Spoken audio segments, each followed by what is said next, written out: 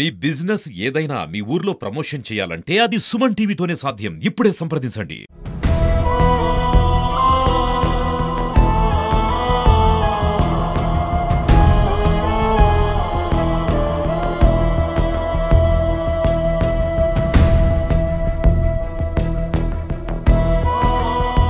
నమస్కారాలు. ఈరోజు ఉదయం ప్రముఖ క్రైస్తవ వక్త, డిబేటర్, మంచి ప్రసంగికులు రక్షణ టీవీ వేదికగా అనేకమైనటువంటి చర్చా వేదికలు నిర్వహించినటువంటి ప్రముఖ క్రైస్తవ ప్రసంగికులు, సేవకులు ప్రవీణ్ పగడాల గారు అనుమానాస్పదంగా మృతి చెందడం జరిగింది. సో ఉదయం ఎన్ని గంటలకు ఆయన చనిపోయారనేది మాకు తెలీదు. ఆయన దివాన్ చెరువు రోడ్డు పక్కన విగత జీవిగా పడున్నారు. ఆయన తల మీద బలమైన గాయాలయ్యాయి. పెదవులు కట్ చేసినట్టుగా ఏదో బలంగా ఒక దెబ్బ తగిలినట్టుగా ఉంది. సో అది హెల్మెట్ పెట్టుకుని కూడా అంత దారుణంగా ఎలా అయిపోయారనేది మాకు అర్థం కాలేదు. రెండోది, ఆయన బైక్ స్పీడ్ గా నడిపే వ్యక్తి కూడా కాదు. చాలా శాంతంగా, సాత్వికంగా ఉండేటువంటి వ్యక్తి. సో అలాంటి వ్యక్తి అలాంటి భయంకరమైన పరిస్థితుల్లో మృతి చెందడం అనేది సమాజాన్ని చాలా దిగ్భ్రాంతికి గురి చేసింది. సో కాబట్టి దీని మీద సమగ్రమైన దర్యాప్తు జరిపించండి అని చెప్పేసి పోలీసు వారికి విజ్ఞప్తి చేయడం జరిగింది. ఇందాకనే పోలీసు వారు వచ్చారు. మొదట దాన్ని యాక్సిడెంట్ అని చెప్పారు మాకు. అది సరిగా చూస్తే అది యాక్సిడెంట్ లాగా అనిపించలేదు. సో అందుకే మేము యాక్సిడెంట్ అని ఎఫ్ఐఆర్ ఫైల్ చేద్దాం కోరాం. దాని అనుమానాస్పద మృతిగానే ఎఫ్ఐఆర్ ఫైల్ చేయమని అడిగాం. సార్ అలాగే ఫైల్ చేస్తామని చెప్పారు. ఎస్పీ గారి దగ్గర నుంచి సిఐ గారు అందరూ మాట్లాడారు. అలాగే ఫైల్ చేస్తామని చెప్పారు. మీడియా ముఖంగా మేము కోరుకునేది ఏంటంటే, ఈరోజు పొద్దున కొంతమంది ఆయన మరణాన్ని బట్టి ఎవరు చంపేశారో అన్నట్టుగా కొన్ని పోస్టులు పెట్టారని మళ్ళీ డిలీట్ చేశారని విన్నాం. దయచేసి ప్రభుత్వాలు మీడియా ద్వారా స్పందించి ఈ మృతి వెనక ఉన్న చీకటి కోణాలు ఏమైనా ఉంటే వాటిని సమగ్ర దర్యాప్తు చేసి బయటికి తీసుకురావాలని చెప్పేసి మేము కోరుతున్నాం. ఎంతమంది నోరు పారేసుకుంటున్నారో నిన్న కూడా ఎస్పీ గారికి కంప్లైంట్ చేయడం జరిగింది కొంతమంది వ్యక్తుల గురించి.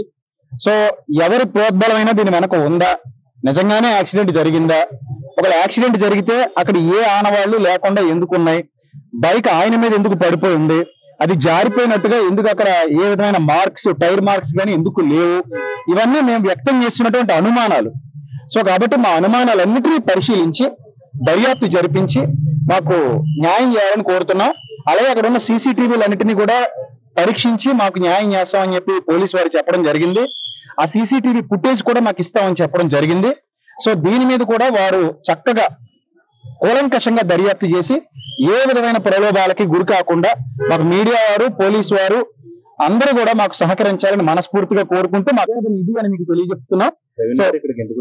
అది ఇంతవరకు మాకు తెలియదు. దివాన్ చెరువు దగ్గర ట్రేస్ అయిందండి. ఆయన ఎందుకు వచ్చారనేది ఇంకా తెలియదు.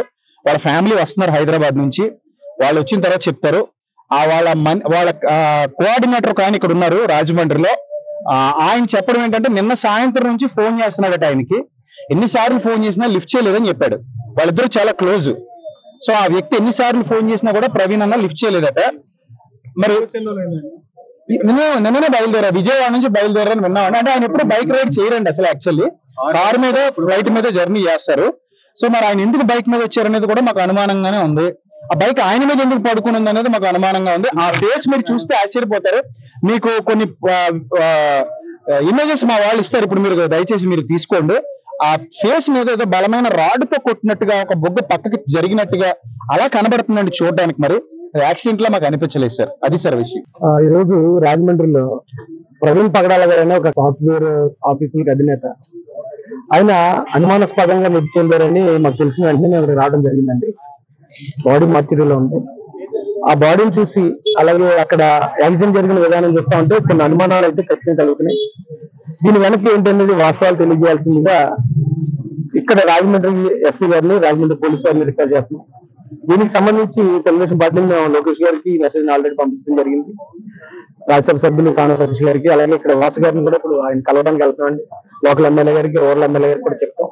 ఎస్పీ గారిని కూడా కలుస్తాం. దీని వెనుకున్నది ఇమీడియట్ గా వాస్తవాలు ఏంటో బయట తీసుకురావాల్సిందిగా, యాజ్ ఎర్లీ యాజ్ పాసిబుల్ బయట తీసుకురావాల్సిందిగా కోరుతున్నాం. ఎందుకంటే ఇది ఆలస్యం కొద్ది లేనిపోయిన అనుమానాలకు తావస్తుంది. ఇది చాలా సెన్సిటివ్ ఇష్యూ, మతాల విషయం అనేది.